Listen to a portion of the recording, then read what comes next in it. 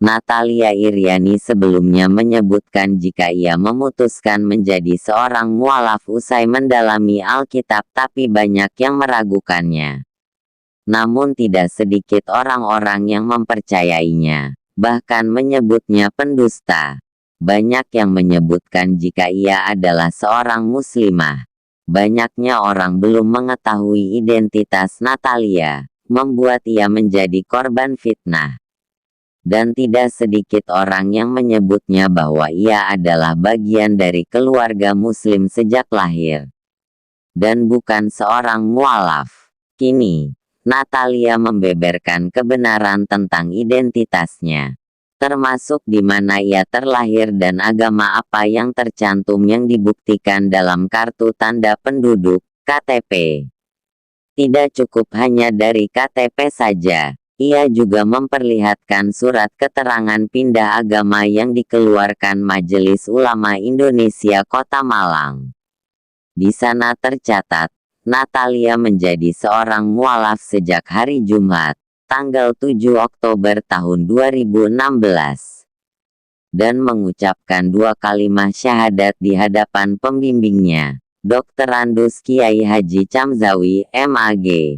Dengan dibubuhkan materai di atasnya. Dengan surat ini sudah jelas jika Natalia adalah seorang mualaf dan bukan berasal dari keluarga yang beragama Islam. Bismillahirrahmanirrahim.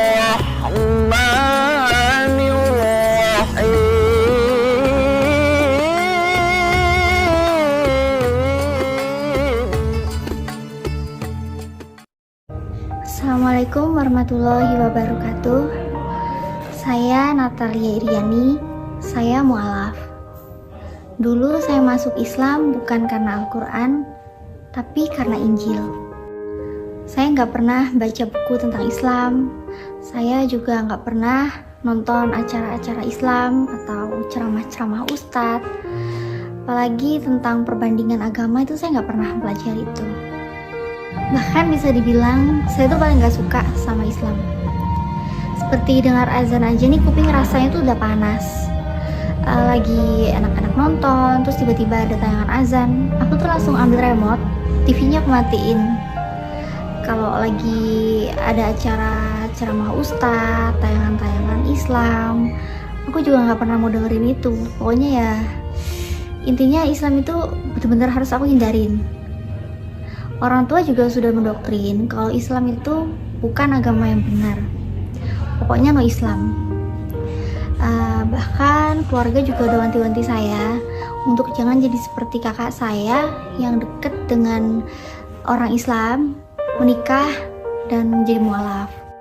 Saya ingin mengutip beberapa ayat yang membuat saya berpikir, Yesus itu Tuhan apa utusan? Ini yang pertama saya lihat di Markus pasal 12 ayat 29. Jadi gini ya, hukum yang terutama ialah, dengarlah hai orang Israel, Tuhan Allah kita, Tuhan itu Esa. Di sini Yesus berkata Tuhan Allah kita, artinya Allah Tuhan kita. Kita ya termasuk yang mengucapkan, yaitu Yesus. Dan Tuhan itu Esa. Markus 12 ayat 29 juga dikuatkan tentang keesahan Tuhan di Ulangan 4 ayat 35 yang berbunyi,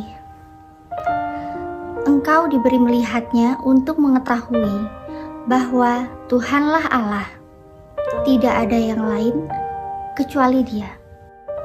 Jadi gak ada yang lain kecuali Allah. Udah simple, jangan dipersulit. Bila Alkitab bilang Tuhan itu Esa, berarti Tuhan itu Esa. Percaya itu, karena itu firman. Bila Alkitab bilang tiada Tuhan kecuali Dia, berarti memang tiada Tuhan kecuali Dia. Percaya itu, simple aja. Kita gak perlu jadi ahli teologi, enggak. Ini kitab bisa untuk semua orang. Semua orang bisa memahami. Mungkin teman-teman itu ada yang berkata, Ya, Natalia nggak ikut katekisasi ya. Natalia nggak lulus katekisasi, makanya nggak ngerti tentang Trinitas. Ya, untuk hal itu mungkin background saya bisa menjawab dan menjelaskan. Nggak harus saya bilang iya atau enggak. Papa saya seorang S1 teologi, dan dia berhasil memurtadkan mama saya. Dan saya sendiri adalah orang yang dididik oleh orang yang taat terhadap gereja. Saya katakan terhadap gereja, bukan terhadap Alkitab ya. Bagaimana dengan saya? Ya, saya juga berhasil memurtadkan seorang muslim. Tapi alhamdulillah sekarang dia sudah balik lagi ke Islam. Jadi katekisasi yang dibilang saya nggak ikut lah, saya nggak lulus. Ya saya ikut, saya lulus. Dan Alkitab basicnya itu adalah kitab untuk semua orang. Artinya bukan hanya orang teologi aja yang bisa memahami. Nah, jadi simpel. Bila Alkitab bilang Tuhan itu Esa, berarti Esa. Bila Alkitab bilang tiada Tuhan yang lain, berarti tiada Tuhan yang lain. Jadi di sini saya ingin menceritakan tentang bagaimana saya sangat mencintai Yesus mulai dari saya kecil hingga saat ini. Saya terlahir dari keluarga yang sangat taat terhadap gereja. Papa saya adalah seorang manajer LSM Kristen yang bertugas untuk pindah dari suatu kota ke kota yang lainnya untuk melakukan tugas-tugas pelayanan. Dan dari situ membuat saya untuk semakin cinta pada Yesus, dan keimanan saya terhadap Yesus itu semakin kuat. Karena apa yang dilakukan papa saya saat itu, bagaimana cara papa saya dalam melayani masyarakat, di situ saya melihat kasih Yesus itu benar-benar nyata. Itu yang membuat saya semakin cinta pada Yesus. Cintaan saya pada Yesus dari mulai saya kecil bahkan sampai sekarang itu malah meningkat. Tapi keraguan saya terhadap ketuhanan Yesus juga meningkat. Kok bisa gitu?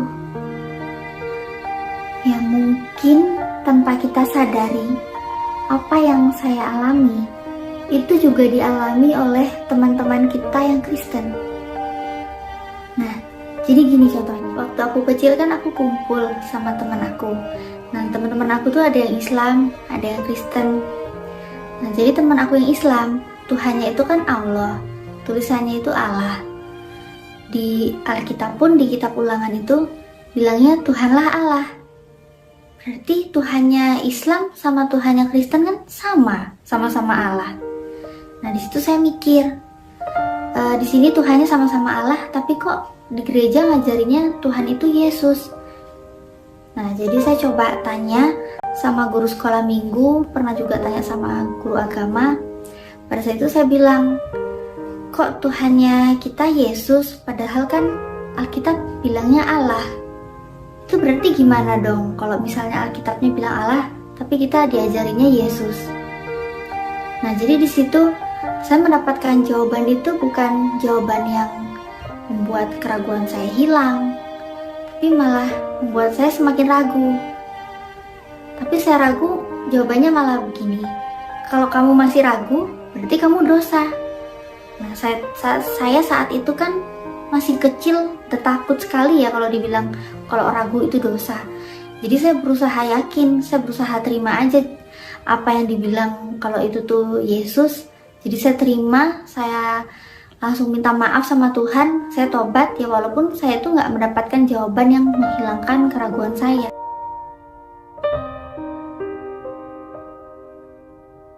Sampailah saya ketemu dengan sebuah ayat di 1 Tesalonika 5 ayat 21. Ujilah segala sesuatu dan peganglah yang baik. Nah, jadi di sini kita kan disuruh untuk menguji segala sesuatu. Berarti kita harus melakukan suatu pengujian. Kita harus menganalisa. Nah, apa yang kita analisa berarti kita harus menuju ke metode penelitian. Nah, di sini apa yang harus kita teliti? Jadi, ya semuanya. Apa yang harus kita uji itu semuanya. Nah, kalaupun kita mau menguji pendeta juga nggak apa-apa. Pendeta ini kalau kita uji, indikator kebenarannya itu adalah Alkitab. Jadi kita lihat, kita dengar apa yang dikatakan pendeta itu benar sama nggak sama apa yang Alkitab katakan. Kalau yang pendeta katakan itu ternyata sama dengan isi Alkitab, apa yang Alkitab katakan, berarti pendeta itu pendeta yang benar. Bisa kita katakan itu pendeta yang baik. Nah, contohnya nih, kan kalau di gereja, aku tuh diajarin Tuhan itu Yesus. Tapi kalau di Alkitab sendiri, ini saya ketemu ayat di Yohanes 17 ayat 3, bunyinya gini. Inilah hidup yang kekal itu, yaitu bahwa mereka mengenal Engkau, satu-satunya Allah yang benar, dan mengenal Yesus Kristus yang telah Engkau utus. Inilah hidup kekal itu, yaitu bahwa mereka mengenal Engkau, satu-satunya Allah yang benar, dan mengenal Kristus Yesus yang telah Engkau utus. Nah, berarti kan dari sini udah jelas beda apa yang dikatakan Bapak Pendeta sama apa yang dikatakan Alkitab. Jadi di sini Alkitab bilangnya Allah itu Tuhan itu Allah gitu ya, satu-satunya Allah. Dan Yesus itu hanya utusan. Kalau dari Alkitab seperti ini. Kan beda sama yang dikatakan sama pendeta di gereja. Jadi ya mohon maaf ya pendeta ya, saya lebih milih ikut sama Alkitab yang saya baca, karena saya lebih percaya Alkitab. Masih dengan dasar 1 Tesalonika 5 ayat 21, yang kita disuruh uji segala sesuatu dan peganglah yang baik. Nah, maka di sini saya ingin menguji Yesus itu apakah Tuhan. Sedangkan kita tahu indikator Tuhan itu Tuhan nggak pernah lapar. Tuhan itu pasti maha tahu, maha kuasa. Nah, di sini saya ingin membaca Matius 21 ayat 18 sampai 19. Pada pagi-pagi hari, dalam perjalanannya ke kota, Yesus merasa lapar. Dekat jalan, ia melihat pohon ara lalu pergi ke situ.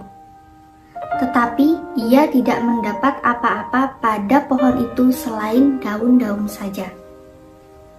Katanya kepada pohon itu, "Engkau tidak akan berbuah lagi selama-lamanya."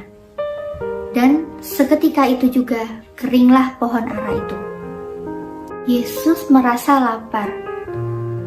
Artinya berarti Yesus kan bukan Tuhan, karena Tuhan gak pernah lapar. Setelah itu, Yesus gak tahu kalau pohon yang dia datangin itu ada buahnya apa enggak. Artinya berarti Yesus itu kan gak maha tahu.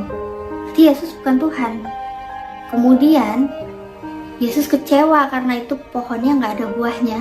Yesus pun mengutuk pohon itu untuk gak bisa berbuah selama-lamanya. Jadi di sini kan teman-teman bisa lihat gimana Yesus. Jadi dari Matius 21 ayat 18 sampai 19 ini bisa disimpulkan bahwa Yesus itu gak lulus dikategorikan sebagai Tuhan. Mulai saya dari kecil sampai saat ini, kecintaan saya pada Yesus itu terus meningkat. Tapi bedanya, kecintaan saya pada Yesus dulu itu cinta yang bertepuk sebelah tangan. Karena dulu saya nggak melakukan apa yang Yesus suruh. Apa yang Yesus perintahkan nggak pernah saya lakuin. Tapi sekarang cinta saya pada Yesus sudah nggak bertepuk sebelah tangan. Karena saya sudah melakukan apa yang Yesus perintahkan.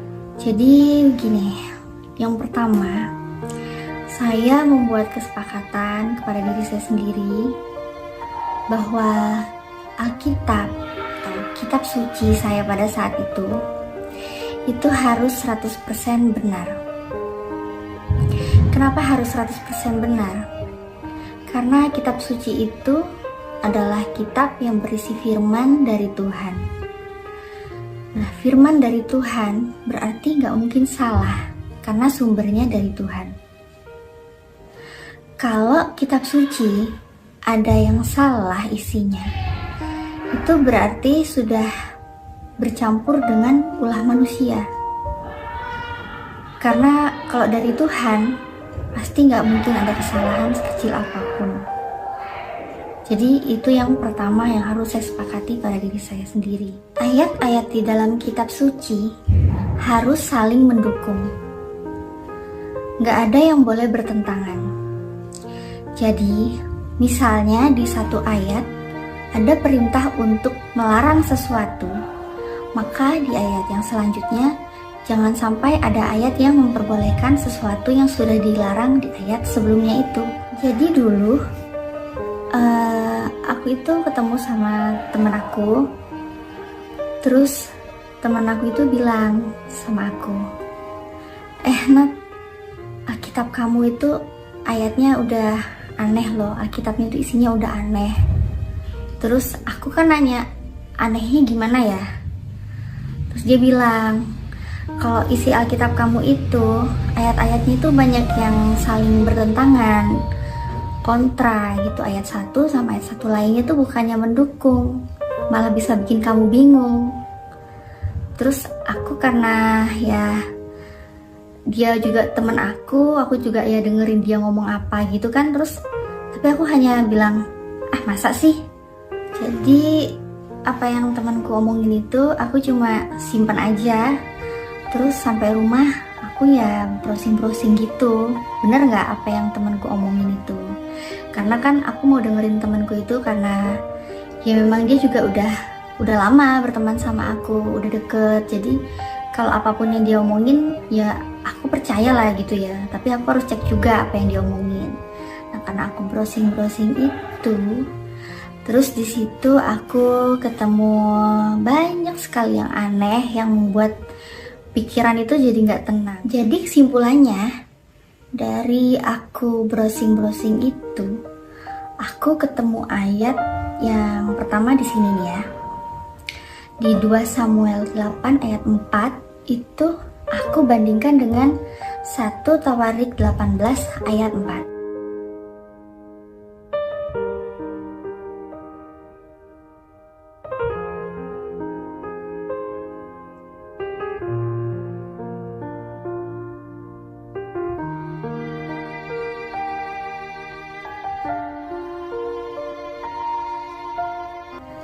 Situ ada perbedaan. Berapa tentara berkuda tawanan Daud?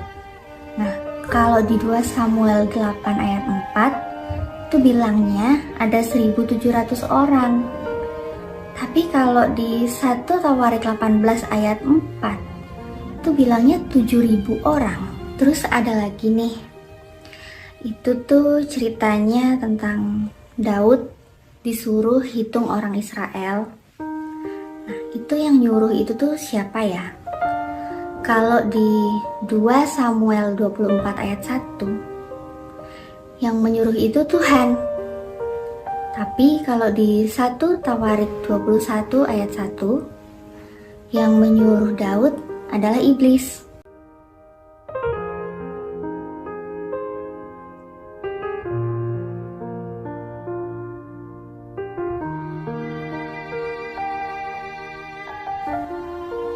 Beda jauh ya Tuhan sama iblis. Berarti yang benar yang mana ya? Nah selanjutnya ini cerita tentang penyaliban Yesus yang diambil di Markus 15 ayat 25. Itu dijelaskan kalau Yesus disalib jam 9. Tapi kalau di Yohanes 19 ayat 14, jangankan jam 9, jam 12 aja itu Yesus belum disalibkan loh.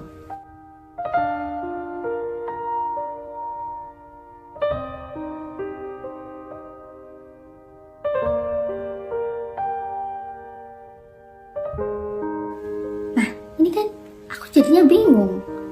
Yang benar tuh yang mana? Kok bedanya jauh banget? Jam 9 yang satunya tuh udah disalib, tapi yang satunya jam 12 belum disalib. Kan beda jauh ya, bikin bingung. Ayat-ayat seperti ini itu tuh aku ketemu banyak, gak cuma 3 ayat aja, tapi ada 12 ayat yang aku ketemu. Kemudian waktu ayat-ayat itu membuat aku benar-benar bingung, aku pun bawa ke pendeta. Katanya itu tuh hal yang wajar. Itu karena penulisannya dilatar belakangi dengan orang yang berbeda, dengan bahasa juga yang berbeda, dan zaman berbeda, tempat berbeda. Jadi itu tuh nggak ada yang aneh, itu hal yang wajar, itu nggak perlu dipikirkan. Nah, tapi menurut saya itu tuh benar-benar membuat kejanggalan itu tuh semakin bertambah, menemukan kejanggalan yang baru di situ. Karena ya kalau menurutku ya, kalaupun latar belakang orangnya itu berbeda, zamannya berbeda, tempat berbeda, bahasa juga beda, tapi sumbernya kan satu, sumbernya sama, yaitu Tuhan. Jadi harusnya kan isinya juga sama, karena Tuhan kan gak mungkin pelin-pelan kan.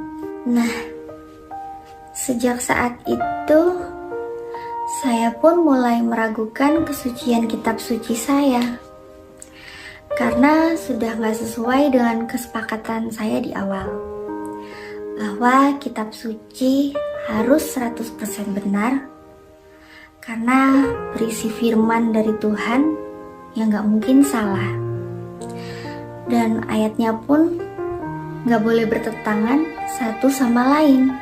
Pada kesempatan kali ini, saya akan menyelesaikan cerita saya tentang perjalanan dari saya agama Kristen memilih menjadi agama Islam.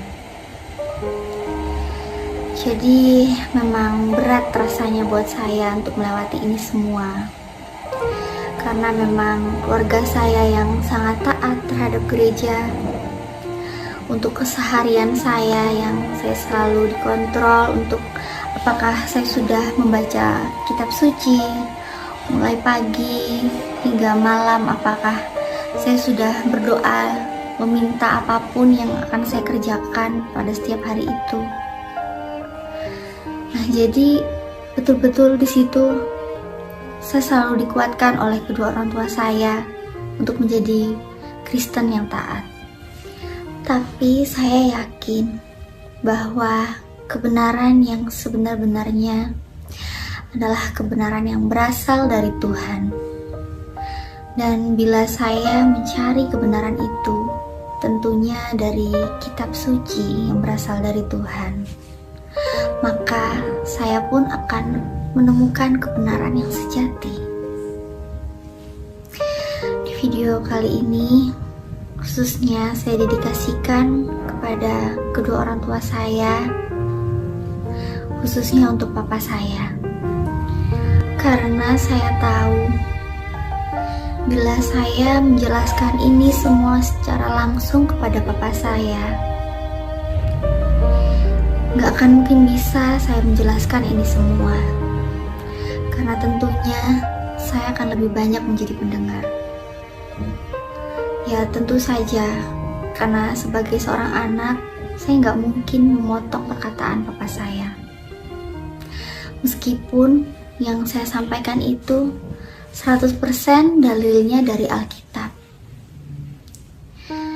Jadi buat papa saya, tolong Pak, jangan tolak kebenaran. Dan saya mohon Papa, tolong terima apa yang Injil katakan kepada Papa, seperti yang tertulis di Matius 6 ayat 33. Di situ disebutkan, tetapi carilah dahulu kerajaan Allah dan kebenarannya, maka semuanya itu akan ditambahkan kepadamu. Begitu juga di Amsal 21 ayat 21. Siapa mengejar kebenaran dan kasih akan memperoleh kehidupan, kebenaran, dan kehormatan. Dari Matius 6 ayat yang ke-33. Kita diperintahkan terlebih dahulu untuk mencari kerajaan Allah dan kebenarannya. Dari mana kita bisa mencari kerajaan Allah dan kebenarannya? Apakah kita mencari di gereja, pendeta, atau di dalam Injil? Kalau saya memilih di Injil. Jadi, gereja yang harus menyesuaikan Injil dan pendeta pun harus menyesuaikan Injil. Jangan sampai Injil yang menyesuaikan gereja, apalagi Injil yang menyesuaikan dengan pendeta. Proses saya mencari kebenaran melalui Injil, seperti yang sudah saya jelaskan di video saya. Ya, sampai-sampai saat itu saya tuh nangis dan saya pun berdoa. Ya memang saat itu saya sebenarnya sudah menemukan kebenaran. Saya tahu bahwa Tuhan itu hanya satu. Tuhan semesta alam ini hanya satu yang harus disembah. Tapi yang saya bingung itu, yang saya nggak tahu itu, Tuhan mana yang harus saya sembah? Apakah Tuhan yang selama ini saya sembah itu sudah benar? Atau saya sudah menyembah Tuhan yang salah? Dalam tangis dan doa, di situ saya bilang, Tuhan, maafkanlah keraguanku, karena sekarang aku nggak tahu Tuhan yang mana yang harus aku sembah. Dan bila selama ini aku salah menghambakan diri, sesungguhnya aku sedang menghambakan diriku kepada Tuhan yang layak aku sembah, yaitu Tuhan semesta alam. Maka, apabila aku salah menghambakan diri selama ini, maka tunjukkanlah kebenarannya. Nah, selama ini aku nyari kata Yesus adalah Tuhan, itu aja aku nggak nemu. Apalagi pakai kata-kata sembahlah aku, gak nemu sampai sekarang. Nah, ternyata saat aku ragu, Bapakku tanpa basa-basi langsung nyodorin Yohanes 13 ayat 13. Nih, baca. Kamu menyebut aku guru dan Tuhan, dan katamu itu tepat, sebab memang akulah guru dan Tuhan. Nah, aku langsung shock dan kaget banget tentunya ya saat itu. Karena yang aku pikir setelah aku baca kayaknya nggak ada kata-kata itu, ternyata papaku nunjukin itu. Dan ternyata memang ada ayatnya kalau Yesus mengaku bahwa dia adalah Tuhan. Selama ini yang aku nemu di Alkitab itu kan kata-katanya Tuhan kita itu Allah, Tuhan itu Esa, Dia yang mengutus aku, dan Dia lebih besar dari aku. Ya aku sih nggak perlu lah ya nyebutin ayatnya itu di mana, karena kan dari komentar-komentar teman-teman yang udah ada itu kan bilangnya aku nggak paham Alkitab, nggak tahu ayatnya. Jadi saya terasa kalian lebih tahu lah ya ayatnya di mana. Dan saat itu tuh pas banget. Jadi aku punya teman namanya Mas Hendra. Biasanya aku manggil Mas En. Nah, jadi Mas Hendra ini, si Mas En ini ya, dia tuh orangnya luar biasa banget. Kenapa aku bilang luar biasa? Soalnya Mas En itu udah berhasil memualafkan seorang Kristiani. Nah, suatu saat itu, dulu ini, dia tuh pernah bilang sama aku, ya hanya ngomong-ngomongan aja sih, kita nggak debat.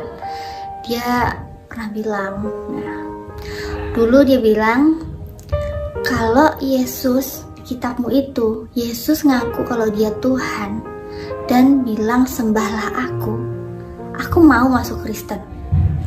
Kalau Yesus bilang sembahlah aku, dan kalau Yesus ngaku Yesus itu Tuhan, aku mau masuk Kristen. Nah, Terus aku tunjukin ayatnya ke temanku itu. Ya walaupun memang di ayat itu tuh kan gak ada sembahlah aku, tapi ya selevel Mas EN kan kali aja bisa masuk Kristen dari ayat yang aku tunjukin ke dia. Nah terus aku tunjukin, aku bilang, Mas, ini loh ayatnya. Yesus ngaku kalau dia itu guru dan Tuhan. Di Yohanes 13 ayat 13. Aku tunjukin ke dia. Terus jawabannya temanku cuma gini, emang kamu yakin Li aslinya kayak gitu? Kamu yakin itu tuh gak ada yang dirubah-rubah? Nah terus aku ya cuma bilang gini aja ke Mas En, loh Mas, aku kan punyanya Alkitabnya cuma ini, yang versi Indonesia ya tulisannya ya udah kayak gitu tulisan bacanya. Terus dia tetap tegasin lagi, ya emang benar aslinya kayak gitu? Kamu yakin gak ada yang rubah-rubah? Dia ulangi lagi kayak gitu kan. Nah jadi saat pembicaraan itu, jadi itu tuh kepending lah istilahnya gitu ya, kepending. Dan aku jadinya punya PR baru lagi nih, aku bawa pulang ke rumah. Di situ aku harus membuktikan kalau memang ini nih aslinya memang seperti itu. Harus aku tunjukin ke Mas EN supaya dia lihat kalau memang di aslinya pun Yesus ngaku kalau Yesus itu Tuhan. Nah, sampai di sini saya mengingatkan khusus buat teman-teman non-Kristen yang terciduk oleh saya menggunakan kata-kata Tuhan jadi Tuhan. Tolong ya, stop komentar seperti itu. Tolong beri mereka kesempatan untuk mencari kebenarannya.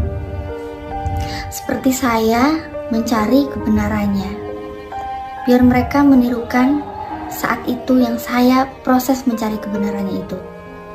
Dan buat saudara-saudara saya yang Kristen, siapkan diri Anda untuk menerima kebenaran dari kitab Anda.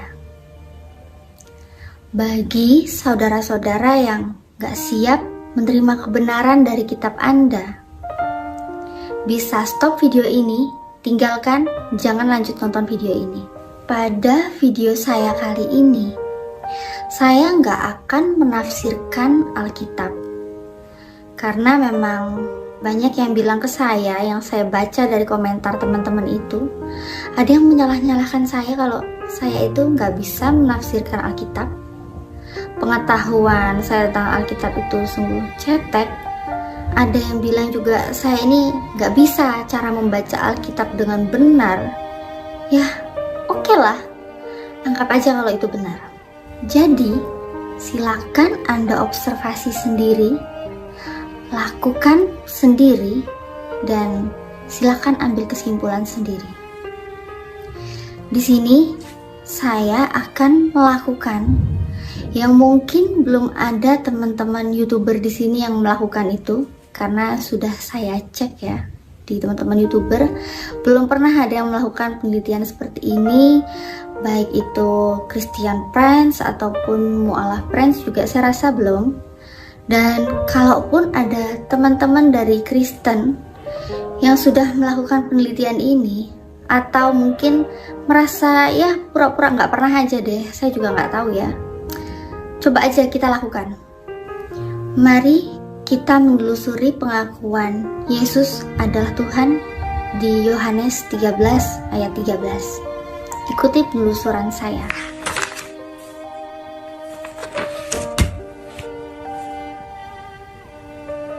Oke, sekarang kita ke Google ya. Kita cari Yohanes 13 ayat yang ke-13. Kita lihat ayatnya seperti apa bunyinya. Kita pilih yang Alkitab Sabda. Kita klik. Kamu menyebut aku guru dan Tuhan, dan katamu itu tepat, sebab memang akulah guru dan Tuhan. Di bawahnya juga aku guru dan juga Tuhan. Itu tepat karena aku memang guru dan Tuhan. Nah, di bawahnya lagi ini, aku guru dan junjungan. Junjungan, kenapa kok ada perubahan ya? Tadinya kan kita baca Tuhan, terus jadi junjungan. Coba kita cari yang di versi yang lebih kuno ya. Kita klik yang di kuno. Oke, kita klik. Nah, di sini apa itu tulisannya? Kamu ya bernama pengajar dan tuan. Di sini tuan. Kok beda ya sama yang tadi ya? Ada perubahan apa ini? Guru dan tuan lagi ya, kita ketemu di sini. Nah, guru dan tuan. Di versi ED ini lebih jelas ya. Kamu memanggil aku guru dan tuan. Nah, dan tepatlah demikian, sebab memang itulah aku, tuan ya. Jadi kita di sini lihatnya tuan.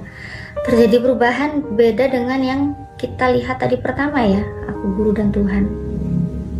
Sekarang coba kita cari lagi. Kita ke yang lain lagi, kita klik ini, akan melakukan pencarian yang versi asli. Kita cari John 13 ayat 13 yang original version.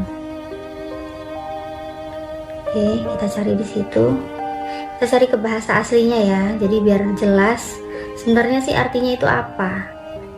Jadi kita butuh yang bahasa aslinya. Oke, kita di sini cari. Nah, ini di Bible Hub ini ada tulisan aslinya ya. Oke, kita klik di situ karena ada tulisan-tulisan bahasa aslinya. Kita bisa copy nanti di situ ya. Kita klik dulu.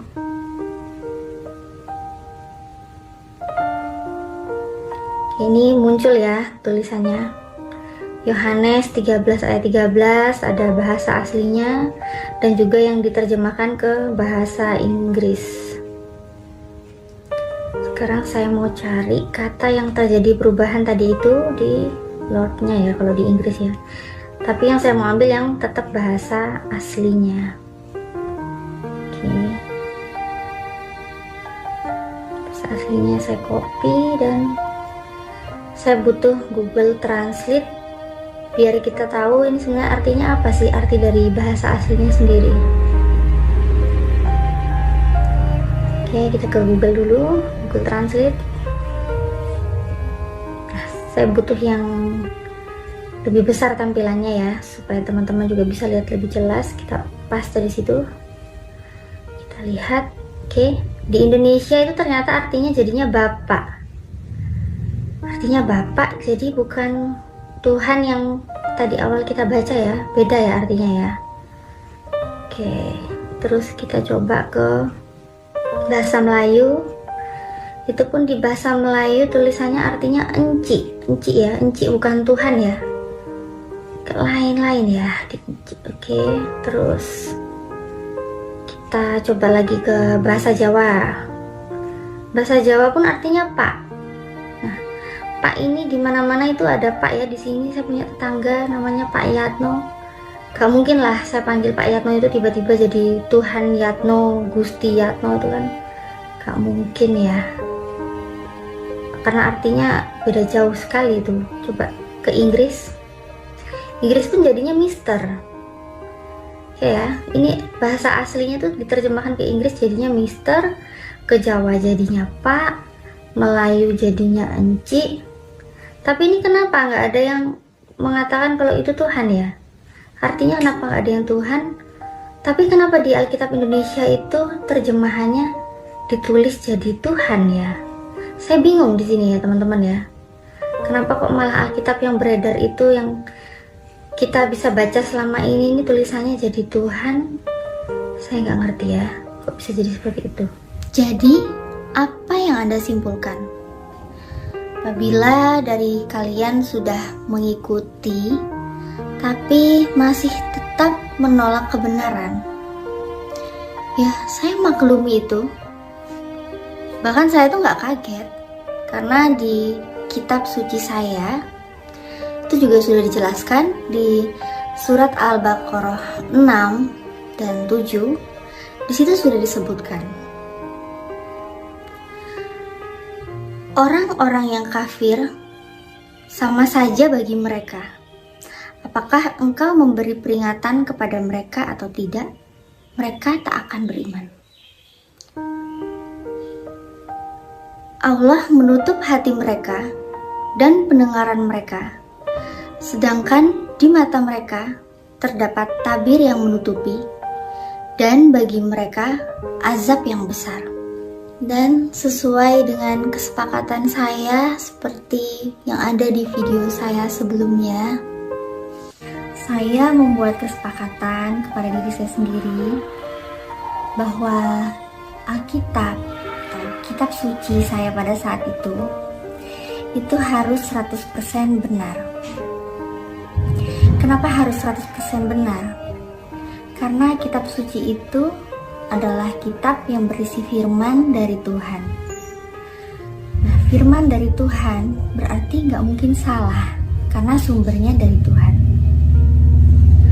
Kalau kitab suci ada yang salah isinya, itu berarti sudah bercampur dengan ulah manusia. Jadi, saya menjadi mu'alaf setelah saya melakukan penelitian ini. Itulah kisah hijrah saya menjadi seorang mu'alaf. Terima kasih buat teman-teman yang sudah menonton video-video saya. Dan saya minta maaf jika ada banyak kata-kata saya yang mungkin gak berkenan di teman-teman. Saya mohon maaf yang sebesar-besarnya. Dan di sini saya juga ingin kita bersama-sama doakan buat teman-teman kita yang mu'alaf. Mungkin teman-teman kita ini ada yang dijauhi oleh anak-anaknya, saudaranya, atau bahkan pula orang tuanya. Mari kita bersama-sama mendoakan supaya keluarga kita semua diberikan hidayah oleh Allah Subhanahu wa Ta'ala. Assalamualaikum warahmatullahi wabarakatuh.